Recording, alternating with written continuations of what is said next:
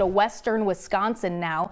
Authorities have detected an invasive species in portions of the lower Chippewa and Black rivers. The species is called the silver carp, and it has been known to be harmful to river systems as well as other fish population. So I want to bring in Tyler Mesalk. He is the Wisconsin DNR's aquatic invasive species coordinator. He joins us over Zoom. Good afternoon, Tyler. Thank you for being here with us. No problem. Thank you. Let's start by talking about silver carp. What are they and why can they be so harmful to water and other species? So silver carp are in that family of invasive carp that we kind of label in the Midwest. There's four species that we highlight, being black, brass, silver, and bighead carp is kind of the main four. And some of the impacts that can be seen, we can think of species seen down south in portions of the southern Mississippi River, where we see larger populations, see changes in fish communities, overall assemblages, and then we can think of maybe from a recreational standpoint, silver carp especially being the ones that folks see jumping out of water. So there's definitely considerations and things just the general public needs to be aware of possibilities with the species being inhabited in the Mississippi River system.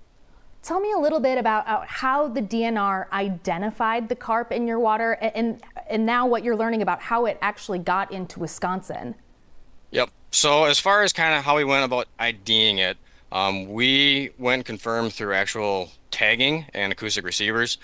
We have no physical specimens per se as far as documentation goes, but we had previously tagged fish from either federal or other state agencies. The one, for instance, that was confirmed in the Chippewa River was actually tagged by USGS down in Davenport, Iowa about 5 years ago. And then we had receivers in the Chippewa River that were about 5-6 miles downstream of the dam where we had anecdotal reports of them and confirmed that it was a single one that was tagged at that point.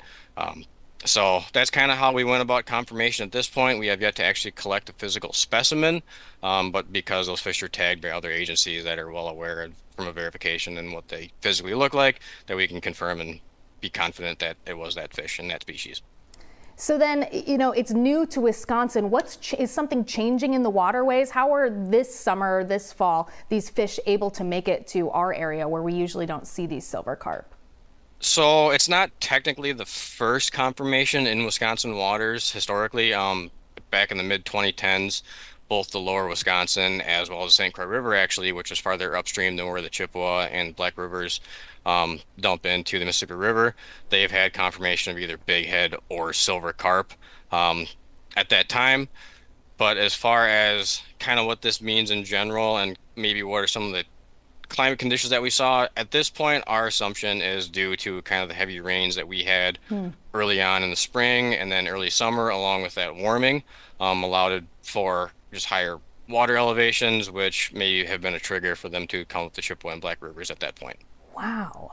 Okay, so walk me through this then. When the DNR identifies an invasive species in our waters, what are the first steps to getting rid of it or preventing more of them from coming in? What are the first things that you guys are doing as an agency? So understanding the species that's confirmed is a big thing. Depending upon what it is, various species have multiple or minimal management methods that comes with it. Carp in this instance, kind of the main thing at this point, just because there's no current technologies that are really around at this point in time that relate to management outside of physical or manual removal. That's primarily the only thing we can do at this point. We can monitor and track changes over time of fisheries, possible habitat changes. In the case for the Chippewa and Black rivers, we've got no confirmation of establishment, no confirmation as far as overall abundance at this point. And because this is the first documented case in both of these two systems, we don't have any long-term data to say if there is or will be any changes in the fish community at this point in time. Got it. So what is your message right now to anglers? If they catch a silver carp, are there anything that they should do? Should they reach out to the DNR?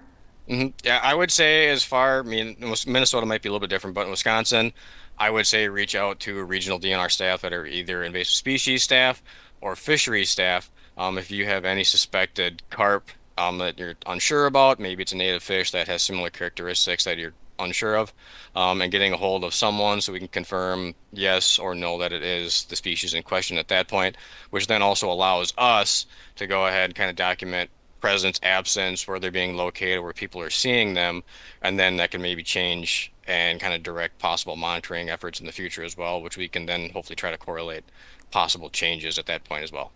Got it. All great information. Tyler Mesalk from Wisconsin's DNR. Thank you so much for your time this afternoon. We appreciate it.